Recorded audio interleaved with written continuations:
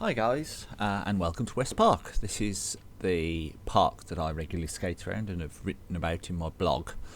And I've been planning this skate for a few days, but it turns out that the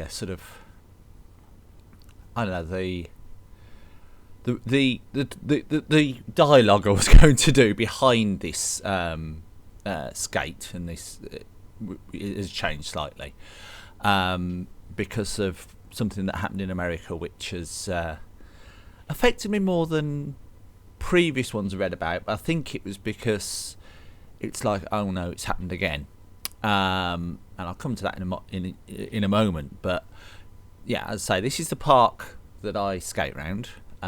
We started by the tea rooms, and then where I took the left is where I start. And then this is the climb up. This isn't the steepest climb. You'll see that later. This is an old Victorian park in Wolverhampton, and it was absolutely beautiful day,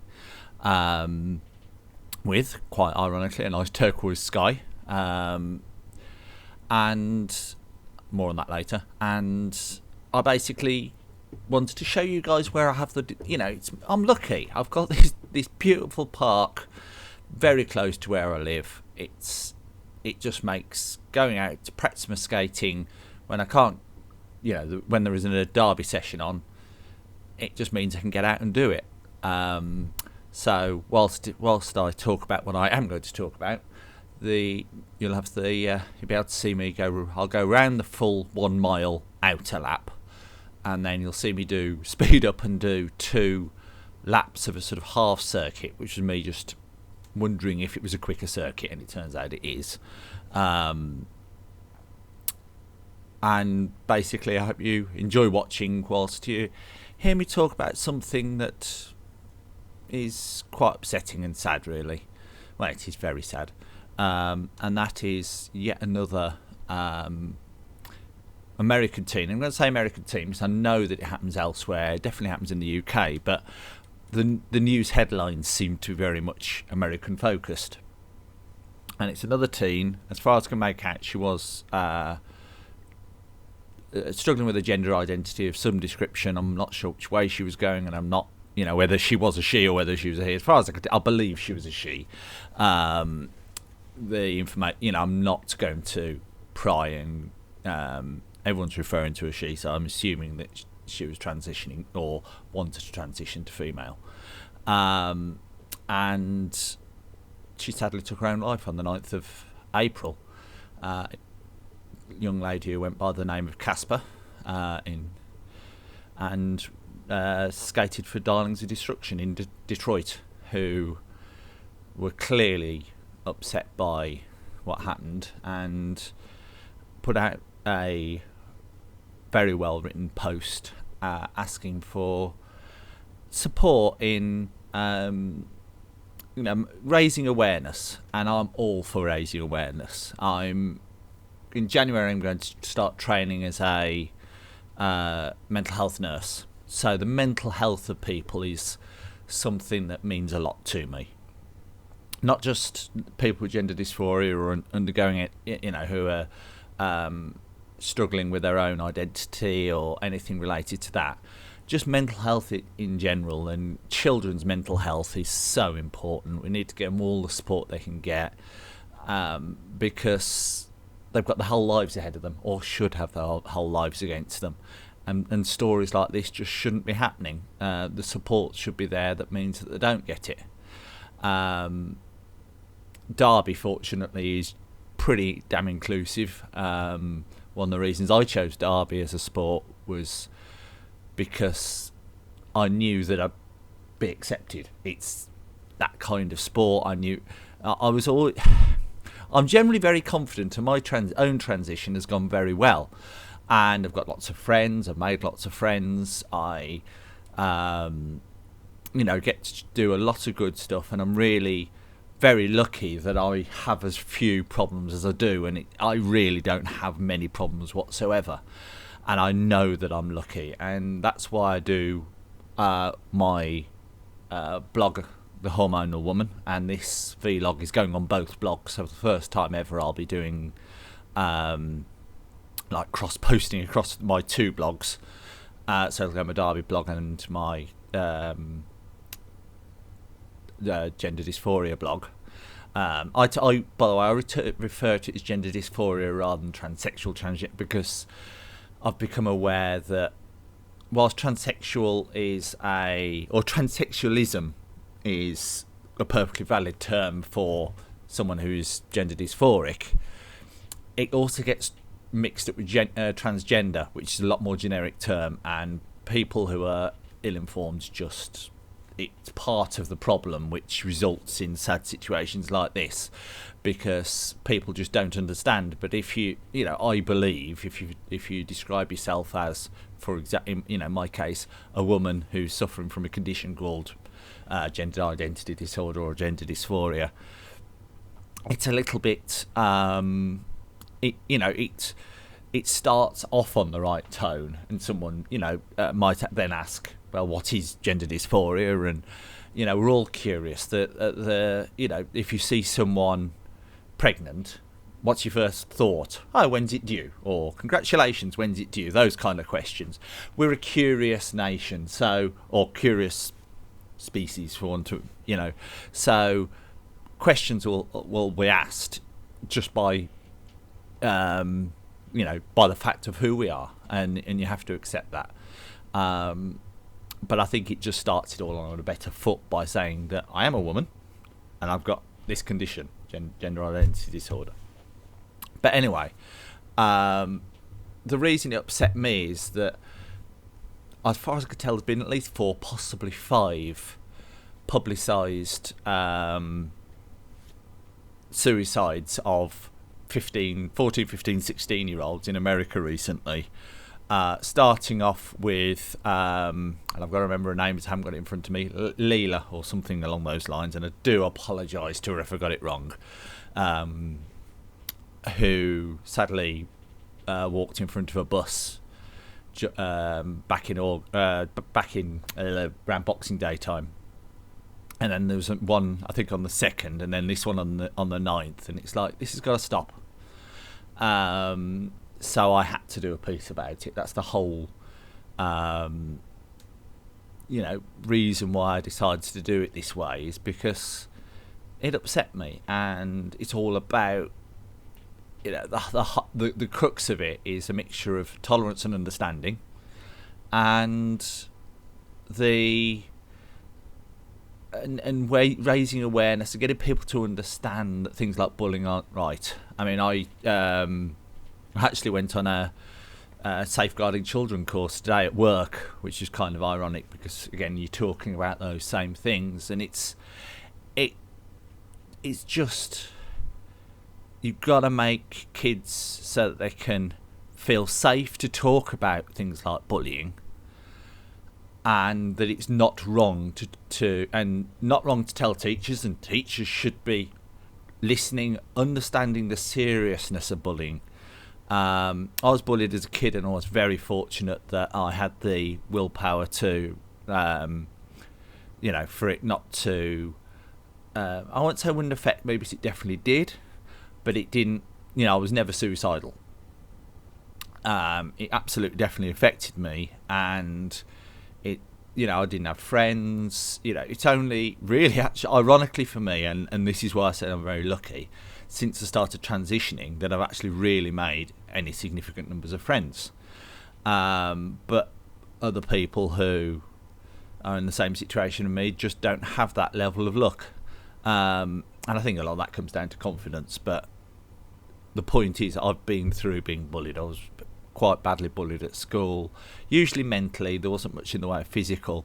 Fortunately, at the time, things like the internet didn't exist. So, once I was home, I was actually safe from it. I had a safe haven. With modern mobile phones, the use of Facebook and this kind of thing, kids don't get that safe haven anymore. And I think that's one of the significant problems of bullying, is that it's actually quite hard for a kid to escape it, especially if it's really bad bullying where they are taking it to those extremes. And it can happen in any shape or form. And it's also, there was a story told by our trainer today about a kid who was getting bullying Snapchats off what were ostensibly her friends, and the parent of the child, who was obviously upset, went to talk to the parents of those who were sending the Snapchats, and their attitude was dismissive. It was, oh, they're just having fun. No, they're not. It's affecting the mental health of a child. If it's affecting the mental health of a child, it's wrong. Simple as that. There's no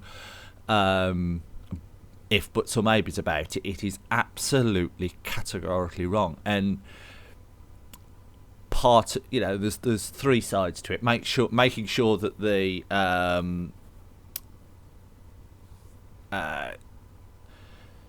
children feel that they can report whatever the bullying is. Make sure that the teachers are properly trained, or whoever, anyone who looks after children, so nursery workers, even babysitters, all this kind of thing. Make sure they actually are properly trained, so that when a child comes up to them and says they're being bullied, they know what the right procedures are to actually work with them. Now, I don't know.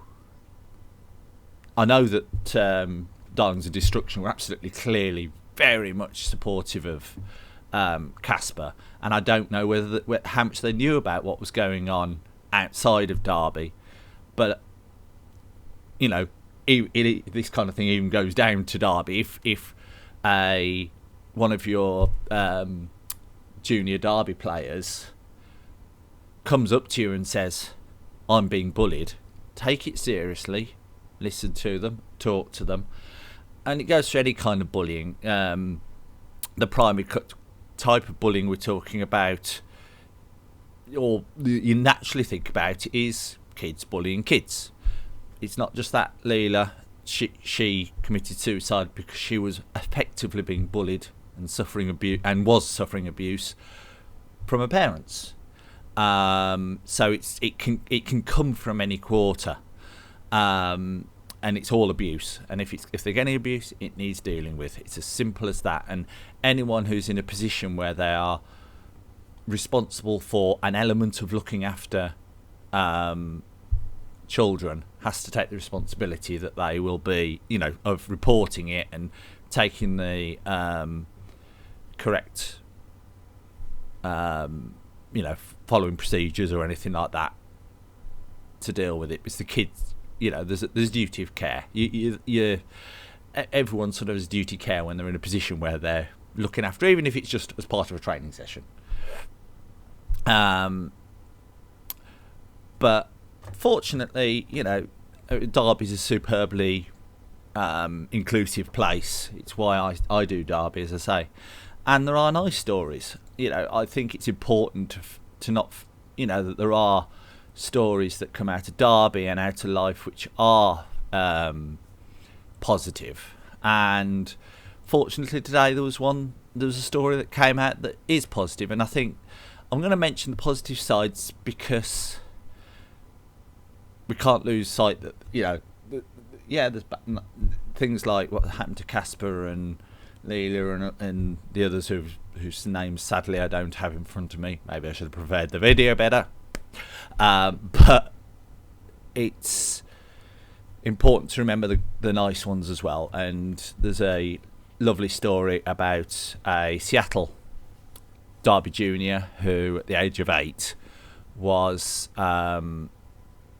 suffering from the effects of her parents splitting up. So she did what a lot of kids may do at that age, is actually exhibit symptoms of abuse, but she wasn't being abused. What it was just the mental effects, or the way that children cope when their parents separate. At the age of 8, I believe, her father encouraged her to join the local, very junior Derby League. And 6 years later, she's now very good Derby skater, doing, as I believe, full contact Derby. She's now being, she's making friends, she's studying well, her life's completely turned around, and that's what Derby can do for you. It's changing my life. I like it. I've never been disliking exercise, but I never enjoyed running. Haven't got a push bike, although I would like to get another one. And there's something about skating. I think it's the fact that you're not stopping with every step, which you sort of do with running. With skating, you're rolling, and I just love the freedom Derby roller skating gives me. These kind of skates that I'm doing here, it's freedom. It's getting out. It's just enjoying the park and and getting fit at the same time. And I'm looking at improving my diet as a result of it as well. So it is nice. It's just brilliant what Derby gives me. I'm so pleased that I've got involved in it.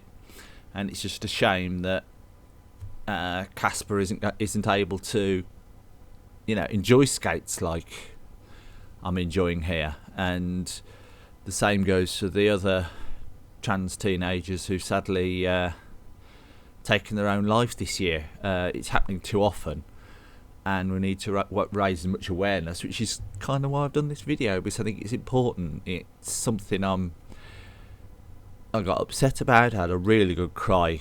I just couldn't help it. I'm an emotional person anyway. I always have been. I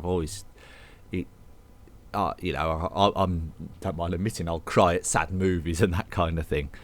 And there was a lovely sort of obituary, if you like, written by her coach, and it just makes you realise that it's just such a shame that these kids haven't been able to see a light at the end of the tunnel. I think that's the important things where you are feeling down, is try to find a light at the end of the tunnel.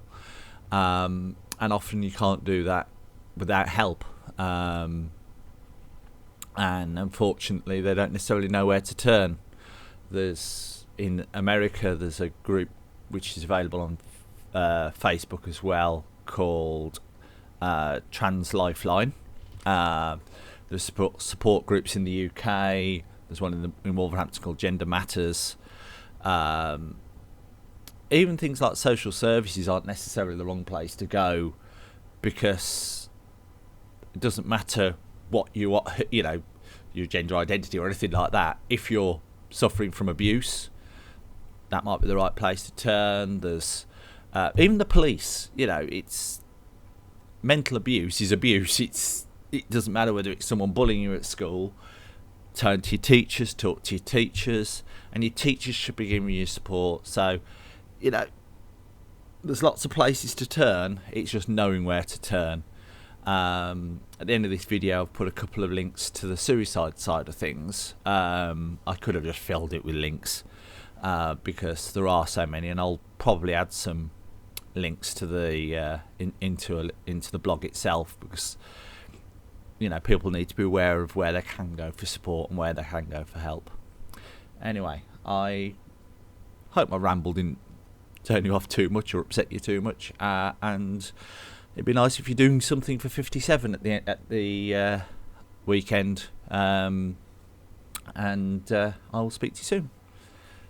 Ta-ra.